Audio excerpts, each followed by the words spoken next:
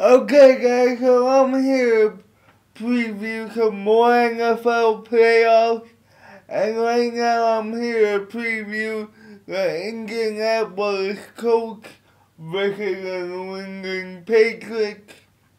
Now, the keys to victory for Indianapolis are simply this. Basically, feature or run a lot more than you get against the Chiefs, and when you pass the ball, make sure that it's a lot of play action passes and that your main target is Kobe Senior. And the reason why I say this is because even though the Indianapolis Colts are 21st in the league when rushing the football, averaging 108.9 yards per game. I think Bill Belichick is gonna key in on T.Y. Hilton, and he's gonna take T.Y. Hilton away. Because T.Y. Hilton against the Kansas City Chiefs last Saturday had 13 catches for 224 yards. In my opinion, the only way to get T.Y. Hilton open somewhat is to force the New England Patriots to respect your running game, and when you pass it, make sure that New England thinks you're gonna run it, so they could stack 8 people in the box and have maybe one-on-one coverage on T.Y. Hilton. Because even though I think Aqib Talib is one of the top 10 best corners in the NFL, Bill Belichick is going to put a safety over the top just to make sure that T.Y. Hilton doesn't go off. So the key for them is to feature the run a lot more than they did against Kansas City.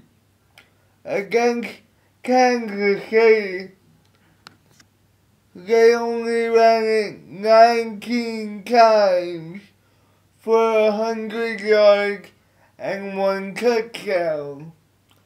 I think they need to run it about 25 times and occasionally go Donald Brown passing into the flats.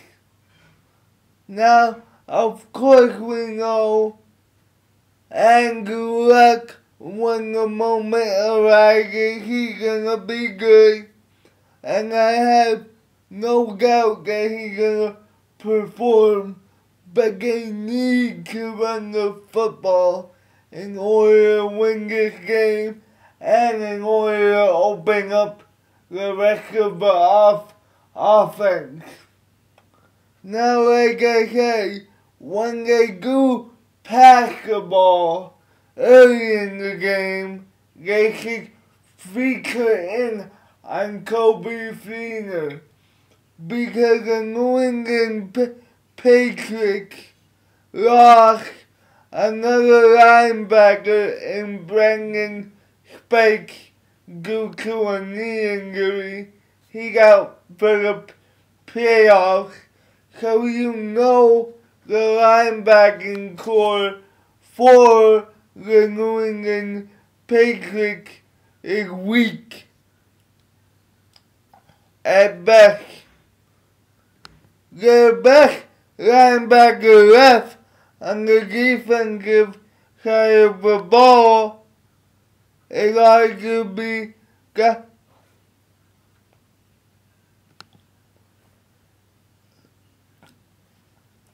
Dante Hightower, who had 97 tackles, but besides that, it's a bunch of patchwork when it comes to the defensive line and the linebacking core.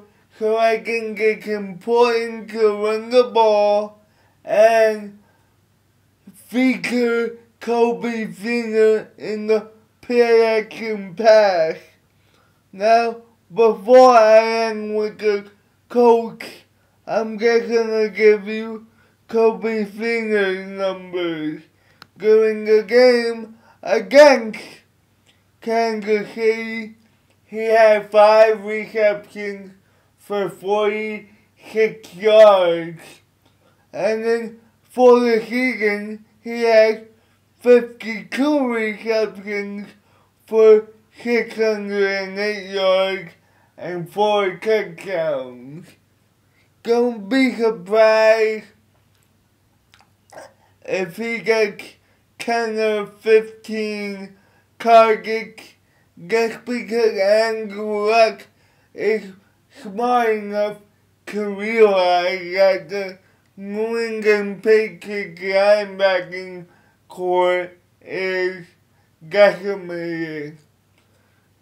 Now on to the Patriots.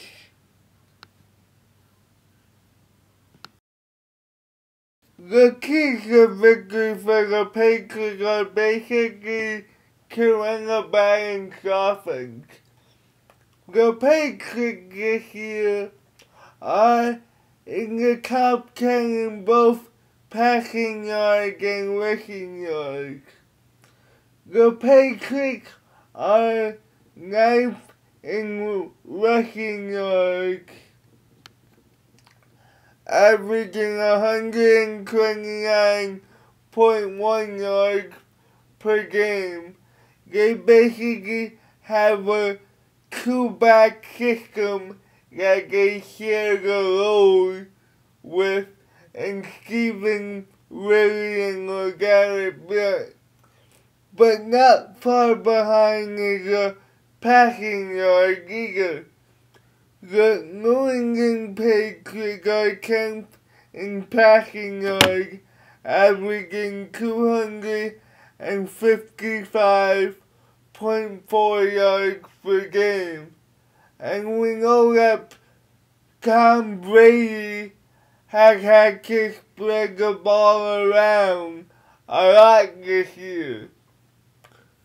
Tom Brady's leading receiver this year has been Julian Edelman with 105 receptions for 1,056 yards. He's basically become the new Wes Welker, what they envisioned a couple years ago.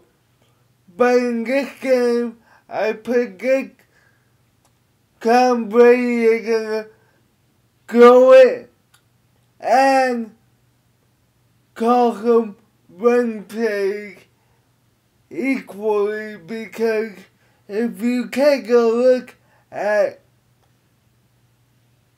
Kansas City versus the Indianapolis Colts, if it wasn't for those injuries,